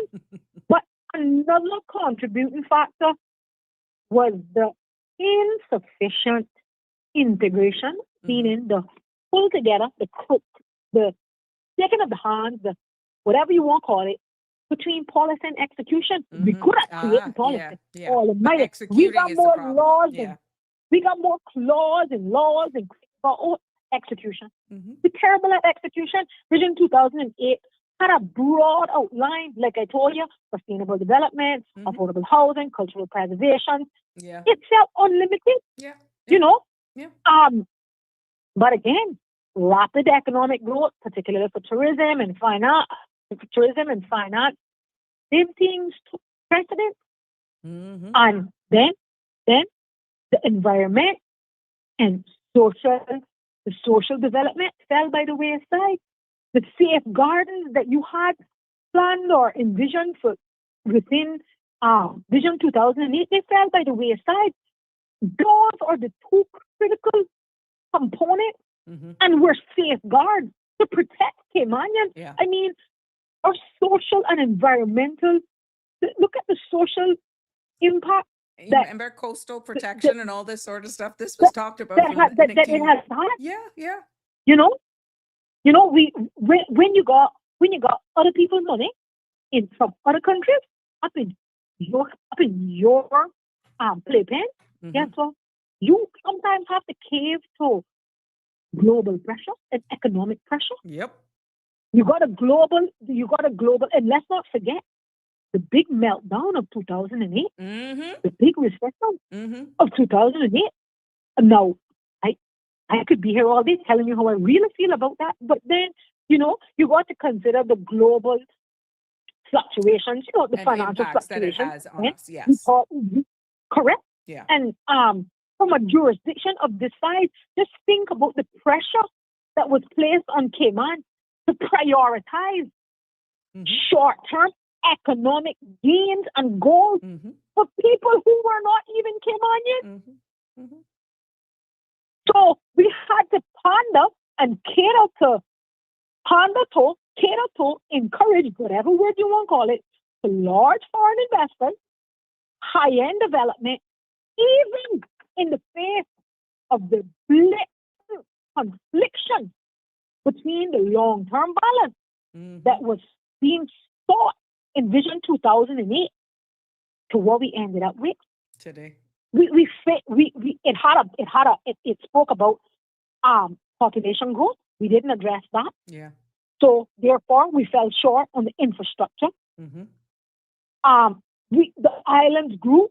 We obviously saw issues again with traffic, environmental degradation, housing affordability. I will not stop speaking about housing. Again, all of this was outlined, targeted, and managed in 2008. And here we are, 25 years later, still talking about it. I'm still hopeful that despite all of the short, I'm hopeful, Sabrina. What else you got? You gotta have hope. You have to have hope, yeah. And despite everything that it fell short, revisiting, revitalizing, maybe there can be a Vision 2028. We're not far from it. But do we have to reinvent the wheel? Understanding this was back then, but it never, because a lot of these things, right. But that's why I just told you, we got to dig up that pedestrian crossing, no matter how good it served us, because Sabrina government built that, and hell, we're not using it. Look here, call it Strategy 2020. I don't care what you call it. And you go back, we paid for it. Yeah. Paid for it, Sabrina. Yeah. Go back to it. We don't understand how all of these, the rising cost of real estate, the rising cost of real estate, the increase in the population, how that trickles down to the average cost of living in this country. We live in a supply and demand country. When are we going to understand that? I just personally think, let me just close and saying, if we were to re-engage Vision 2008, I'm going to call it Strategy 2028. I don't know, maybe it'll change. I'll talk to my daughter. I'm sure she'll come up with a snazzy name, because we like snazzy names. Now, if they don't have a cute name, it ain't going nowhere. Okay. Well, Vision 2008, I believe, I stand corrected, I believe was the then brainchild of the then, I think he was called Leader of Government Business, Honorable McKeever Bush. As far as I recall, it was his strategy and his government, so to speak. If I'm wrong, I stand corrected. I remember him presenting it, so I'm calling it his. We could get a modernized version of it that could provide for more sustainable development, more balanced development. I don't think that we lost, Sabrina. we could start to reconsider to ensure that growth is not disproportionate, and only benefiting outside people at the expense of Caymanians, because that's what's happening right now. We need to start creating more a strategy that creates more accountability, aligning the processes and making sure that they get executed. Political continuity, political commitment. We move toward a more sustainable, inclusive future. If not, we're going to hell in a handbasket. Well, I pulled it up very quickly here because I like to think, and again, not all the time we can double check this, but I can go deeper into this. According to Uncle Google, or my AI assistant here, Vision 2008 began in 1998 during the administration led by the Honorable Truman Bodden, leader of government business. There you go. Was the political head of government and the one who authorized and supported the creation of the long-term national strategic plan. Now, this Vision 2008 included, of course, Executive Council, the Cabinet, that's what it was called. And interesting, while Ms. Joy Basdeo was the executive director and the operational architect of Vision 2008, Mr. Truman Bodden was the political leader under whom the plan was launched. Yes. I have the utmost respect for Mr. Truman Bodden. That man was a visionary. And you want me to tell you something? You want to hear something? I got to blow your socks off. Truman Bodden is not dead. He's not dead. He's not dead. Can you imagine? Yeah. I got He's you. not dead. Sharp as a tack. He's not dead. You understand? And we got to wait until these people pass on to talk about if I had known. If I had known. Miss Joy, she's still all with things us. Caymanian. Yeah. All things Caymanian and cultural ambassador. All things Caymanian. She's still here. She's still here. We won't wait until all two of them die to get talked about. Oh, if I had known. Yeah, if I had known. Jim says it You well. understand? This show needs to be continued because of the information that we're unearthing today. And I'm sick of these unanswered stories. I'm so sick of Caymanians being put on the back burner. I'm sick of having to get people registered to vote every half crack. I'm registering people for the next election, and I'm guaranteeing them. I'm promising them something better. They're just looking at my face like, yeah, all right, yeah, all right. But you say so. Then you got people that say, don't even come to ask me about voting. If there's a way for me to get off the voters list, can you help me? God, that is so profound because I'm hearing that more and more. More and more. They're like, don't even knock on my door. I don't care who it is. I know of a man who not only requested a candidate to run, was his nominator. His nominator. Gotcha. Okay? And I stood and heard that man say, if I had knew what I know now, I would have never supported him. Oh my God. I just sat back and I listened. I say, see, if I had known, always come last. Leopard don't change his spot. Leopards don't change their spot. And some people will play the game as long as they need to get what they want. Then when they get what they want, they give you a swift kick in your behind. And everything that they said that they were going to do, all of a sudden becomes lost. It becomes a case of amnesia. But they remember 6 months before the next election. And we have a serious case of amnesia too, because we somehow believe them. We somehow believe them. Well, I think I heard something even though it was U.S. politics, they're saying like, the average voter doesn't remember anything prior to, but 6 months to an election, you can tell them anything and like everything that happened prior, they forget. Which is why we have such so, in a lot of countries, you have people, stepping out a year ahead. In Cayman, you got people coming out the week before. And they get successful. Yeah. You got them that don't even have meetings. They don't have meetings. They don't necessarily, they can send a surrogate to your door. And guess what? They get elected. They send surrogates. That's right. Yeah. That's right. And then you got some that out there beating their drum. And the day they get elected, their constituents can't get a hold of them.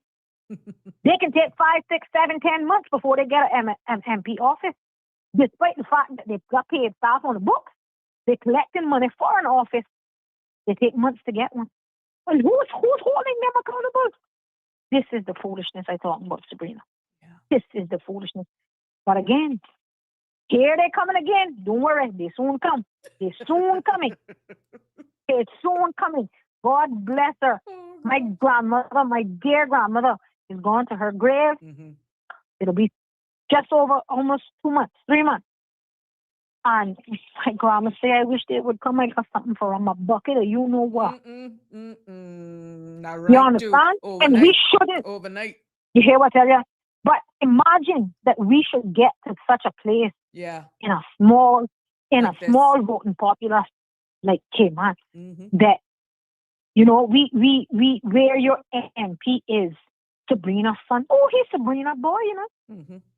And he prancing around like his, you know what, can make cake. Mm-hmm. I am done. I cannot stand it. We love I you. cannot stand We it. love you. And people are saying they need your voice, exclamation point. And people are advocating that we continue this show. And I think what I'm getting from this comment is that probably, caller, we need to dissect this Vision 2008 because it is very much relevant. And what could we look like? We are calling it something else. We're gonna There call it was some something Miss else because Andrea Ebank says, oh, yes, sorry. Miss Anita Ebank says, I was involved with that Vision 2008 plan. Can you imagine how yes, different the she Cayman was. Islands would be total if today, if even a small percentage had been completed? Anita, I didn't want to stand not do corrected, that, right? but thank you. Yeah. But I think Miss Anita from West, Mm-hmm. right? Yes. I think she's from West. Yes. Yeah, I know her. Yeah, she worked on that. I Miss remember Anita, seeing the we can get tabloids. Miss Anita. Miss Anita, I remember putting on my school uniform and my good church shoes. Mm-hmm. Mm-hmm. So it angers me deeply, and it's very vexing to me. Mm-hmm. It's very vexing to me to see how far we strayed. Yeah. Yeah. To see how far we strayed. When I talk to my daughter, who was only born 2 years after Vision 2008, and I tell her about this great plan that we had and how great Cayman was going to be, and she look at me and say, well, what happened? Well, what happened? My daughter is 16 years old. She'll be voting, God's willing, in the next election. And I'm telling you, the passes that we've been giving MPs before, this breed is a different breed, Sabrina. Yep. Mm-hmm. This one is a different breed. Their expectations are different. When they can't come back from university because there is no job for the job that the government set them off with a scholarship to do, this is not going to be acceptable, Sabrina. Mm-hmm. Mm-hmm. I don't understand. When are we going to change it? You have parents trying to secure property. I'll give you an example. I saw a friend of mine who is pregnant but about to have her baby. And she said, when was it that you put your children on a list for school again? Mm-hmm. I looked at her and I said, well, who you want to put on the list? She said, girl, they told us that 3 months we should get them on the list. I said, you got to be kidding. Mm-hmm. You got to be kidding me. Again, unintended consequences. Yeah. Unintended consequences. I don't know what we're doing, Sabrina, but Miss Anita, we can work on that. We can work on that We're Vision gonna do it tomorrow. 2008. I'm gonna Because continue. I think it's worth it. We got to do something about this. Yeah, the We got more to do something maybe about the this. time is We now. on a runaway. Yeah, the We time are is runaway now. train to nowhere. Correct. To nowhere. And guess what? People, if you do not have your own plan, somebody will pay you to build theirs. Mm-hmm. And that's what we've been doing. I think I don't mean to offend anybody, but if you don't have your own plan set out, somebody will pay you to build theirs. And we are the architecture. We are the architects of other people's Correct. goals and dreams and visions. How can this country be the as successful as it is for everybody? People coming from developing countries, Mm-hmm. people who come here as waitresses and waiters, and now they're billionaires. Yeah. People have come here as, but I'm not disparaging any particular nationality. I'm not disparaging any particular profession. I'm not saying that. I believe in life that you get what you have the courage to ask for. Mm-hmm. Mm-hmm. And I genuinely believe that, and I say that to my children. again, but opportunities are not created equally. Mm-hmm. They're not. They're not created equally. And I think that we can all agree that sometimes Caymanians just don't get a fair shake at this thing. Yep. We just don't. We just don't. And how do we change that? Well, my friend, we have Vision reached the top of the 2008. hour. We're going to go into this deep dive tomorrow. And I I'm will leave going it there. to, yes, we're going to dedicate Well, the I'm entire going to show send to you. it. I'm going to send you my notes from Vision 2008 You because do. boy, Please do I do. got some plans. You know, man, share it with me. So I'm setting the tone from now. If you really, really enjoyed what we shared here this evening, I'll do a deep dive into this tomorrow, into this Vision 2008, and because it's still relevant to today. And I feel it's warranted. Maybe now's the time. People are ready to listen, understand. Hindsight is 2020. But if we had this roadmap from back then that is still relevant today, and so much things have come to reality, hey, why not dissect it tomorrow? So, caller, I want to thank you so much as usual for participating. Thank you for your contribution. And definitely, we invite you back on tomorrow. Who to tell? Maybe I can send you a link. You want to join on? I don't know. It's up to you. Sure. Message me and let me know. We'll Yeah, see. so that we can We'll keep see. the All lines right. open. I'll invite you in the virtual studio if that's okay for you. I'll invite you on. Yeah, of course. All right. Okay. Good. We'll be Thank in you, my touch. love. Okay. Yeah, Bye-bye. definitely. There you have it. We've come to the end of another episode of Sabrina Speaks that definitely took it into a direction that we feel is more than warranted, that has borne tomorrow's discussion as we look at Vision 2008, then versus now. And I want to thank you all for your participation, for your feedbacks, for your comments. And yes, I've invited that caller back to join me so that we can free up the lines and we can have her on as well. So I'll have a tomorrow with me as we delve into this Vision 2008, her passion, her pride. I see it coming out here with all the comments. It speaks volumes of exactly where we're going. And as we continue to learn, respect, and grow in this space, it has been my pleasure. Thank you all for your contributions, your continued support. Please remember to share the link, and I will promote from tonight tomorrow's episode so you will not miss an episode. And I'm looking forward to diving into this very informative, thought-provoking topic with you tomorrow as we continue to learn more about where we're coming from, where we're headed, what you want, just making head and light out of everything. Please do have a good evening. Be safe on our roads, and love you lots. God bless. Have a good night. See you tomorrow. That's a wrap for today's edition of Sabrina Speaks. Thank you for tuning in and for being part of the conversation. Remember, the dialogue doesn't stop here. Stay engaged, stay informed, and most importantly, stay empowered.